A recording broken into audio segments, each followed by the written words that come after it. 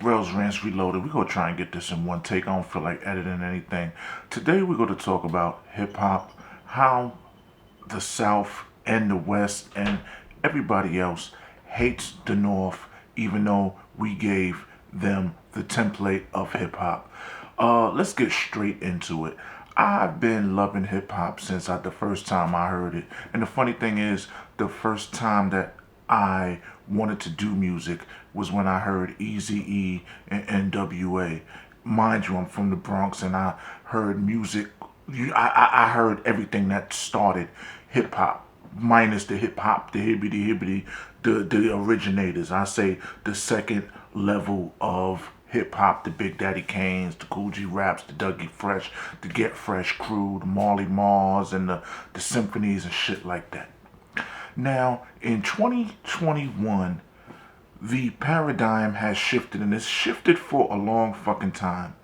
And it's more people listening to the southern style music, and the shit is trash. Mostly people from Atlanta and Florida, all of the southern states, Texas, this, that, and the third. Not too many New York rappers are getting the exposure that they once was, and the product has dumbed down. You will have a rapper that will have a career span of 3 years, dissolve into some bullshit, and then somebody else will come back. Somebody else will come in and with a new trend or phase or fad or whatever, this, that, and the third. These still dudes are still getting record deals. They're making more money than they have ever made, but they're also getting killed at a higher rate that we've ever seen in this whole thing we call hip hop. Now, can we call their type of music hip hop? You could call it trap, you could call it mumble rap, you could call it whatever the fuck you want. It is rap, it's a new form of rap that they use, this, that, and the third. You gotta realize all of the people that are known are old now, and the younger generation, they come up with their own phase and craze, this, that, and the third. You might have 3 to 4 real good lyricists that really take it to rap and make songs that have meaning, and not songs that are some shit that you can just listen to while you're in a strip club and have some chick dancing on your dick and all of that shit.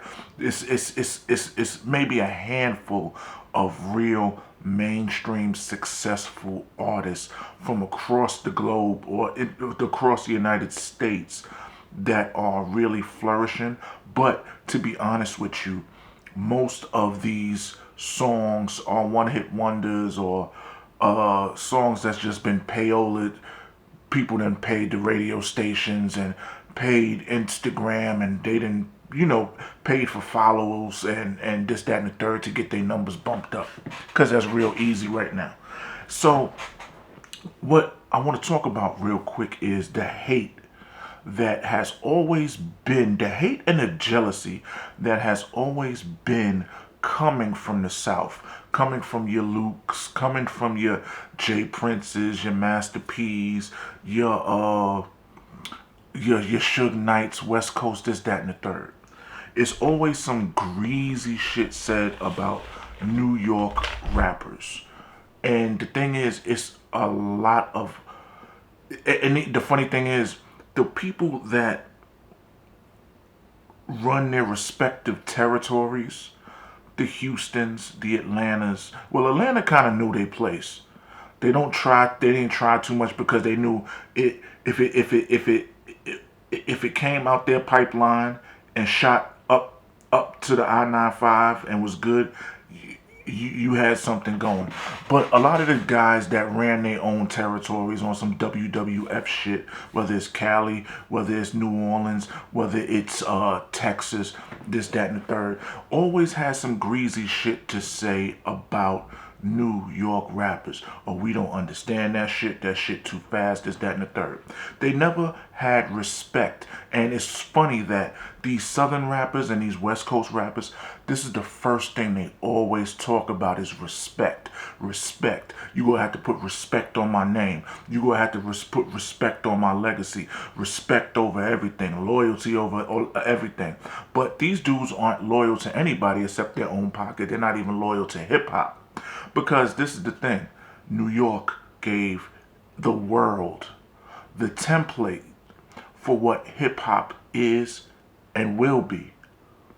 Whatever place you come from, whether it's LA, whether it's the South, whether it's Canada, whether it's Europe, whether it's Africa, the template will always have the essence of New York City. Just like the beats will have the essence of jazz and soul and R&B and James Brown. See, the essence of hip hop never strayed away from where it came from or the elements of the sound. But once it started moving into different demographics and people in these different states wanted to start their own record labels and MCs wanted to start rapping and people wanted to start making beats, they felt slighted. And the reason they felt slighted is because they were coming out with trash. And it seems like when people come out with trash that nobody gravitates to on a grand scale, they feel like they're left out of they're left out. They feel like they never got a chance to go to the prom with the prom queen. But every so often, if you got 500 rappers that are trash, or 500 rappers coming out of, say, Atlanta, you're going to have two that might hit and come out with good content. See, these folks always say New York this, New York that. I've seen videos with Luke talking about, we ain't want to hear that New York shit. They didn't fuck with us. New York did fuck with you.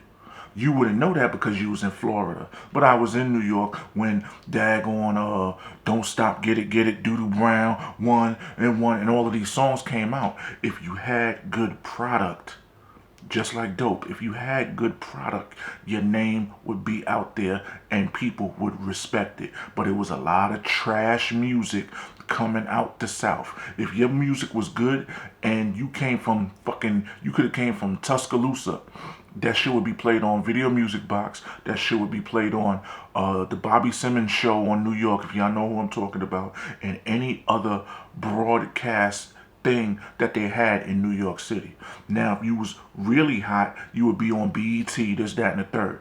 Like I said, there was a whole bunch of rappers and groups that came out of the South that just had garbage songs, did not have songs that could break out of their state. These dudes were hometown heroes. Look at the Ghetto Boys. They talk about the Ghetto Boys like they are fucking legends. They're legends in the South. But in the North, most people only know Your Mind's Playing Tricks on Me. And that's it. Look at Scarface. They say Scarface is a legend. He could be a legend in his own right. But most people cannot most people in the North, in New York, my age, when they was coming up, probably only know Mr. Scarface, the song he did with Tupac, and any song he did with a feature that had a New York artist like Jay-Z or somebody on it. Ain't nobody in the streets quoting, in New York, quoting daggone these down south rappers. Look at Outkast. Outkast came out with quality music. Look at Ludacris, quality music. So when these dudes, and Jay Prince, I listened to his audiobook, which is a very, very good audiobook. But it was some snide shit in there that was said about New York. Oh, we try to come through New York. Got to do this in New York. New York wouldn't accept us.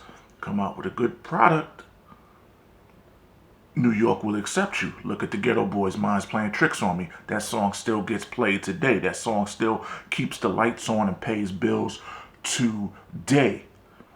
Now, he said, and I seen it in a couple of interviews, what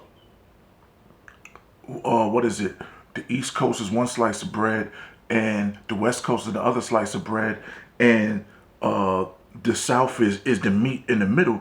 Well, if the South is the meat in the middle, that meat is spam, because it's been a lot of bullshit coming out the South, and a lot of the bullshit that's coming out the South is coming out right now. You got hot artists like Drake. He's from Canada. Nobody's hating on Canada. You get what I'm saying? If you come out with good content, if you come out with good lyrics, good beats, good songs, good formats, and all your songs don't sound like everybody else, people will gravitate towards it.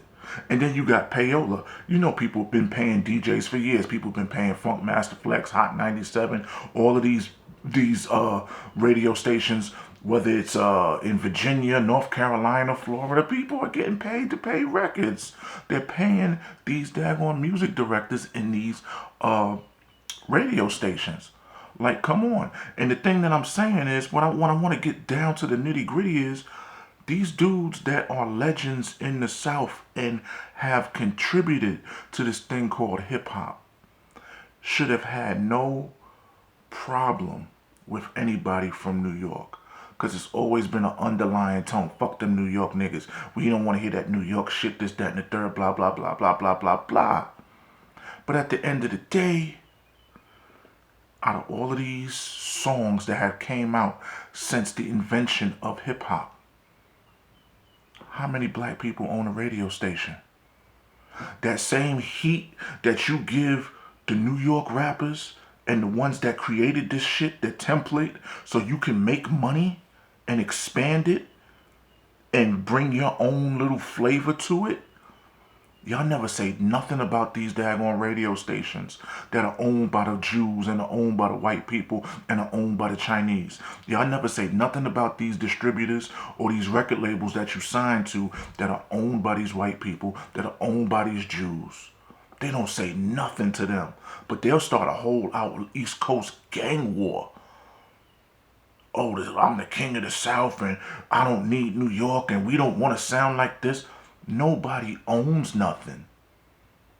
And that's the sad part about it. You talk all of this, the South talks all of this independent stuff. Independent this, independent that. I don't see any Southern owned not record labels, radio stations that's owned by these moguls or these hustlers.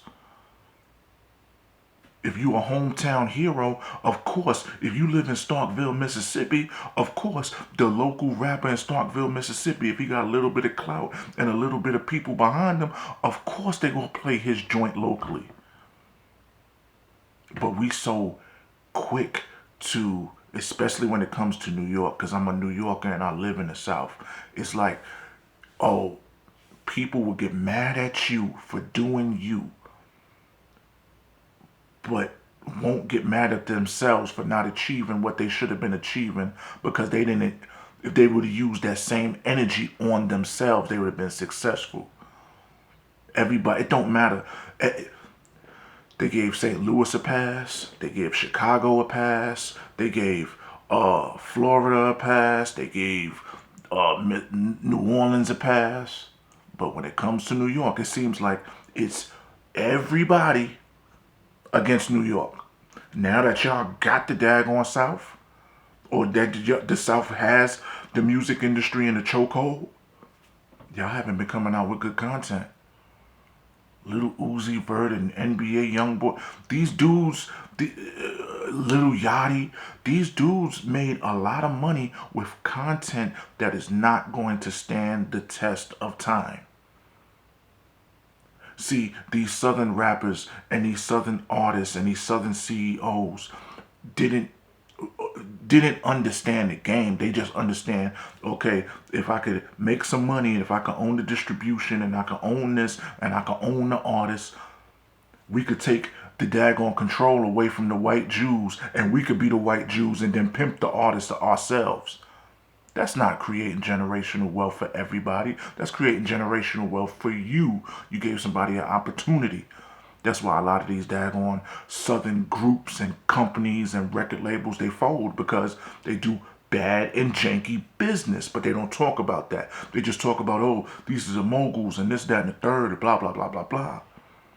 But it always seems like when the South or a Southern rapper is popping, they always come up north. They always get a feature with the legacy rappers, the legend rappers, to try to get some of that fan base. They don't got no problem taking that check.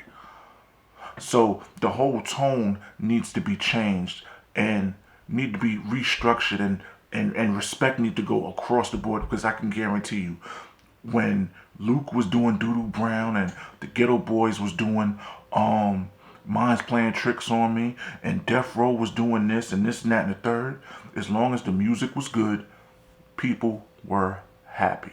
It ain't had nothing to do with gangs. It ain't had nothing to do with tough shit. It ain't had nothing to do with an agenda. If your dope was good, everybody was trying to get a taste of it.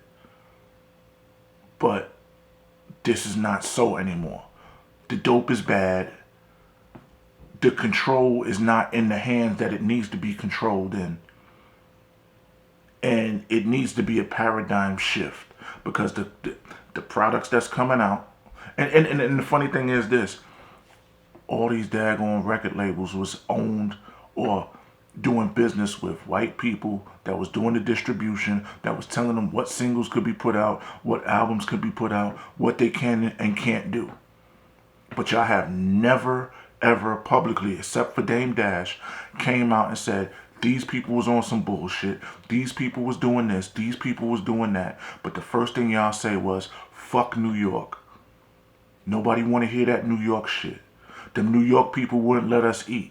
You feed yourself. That's the bullshit about this rap game. That's why this shit is whack now.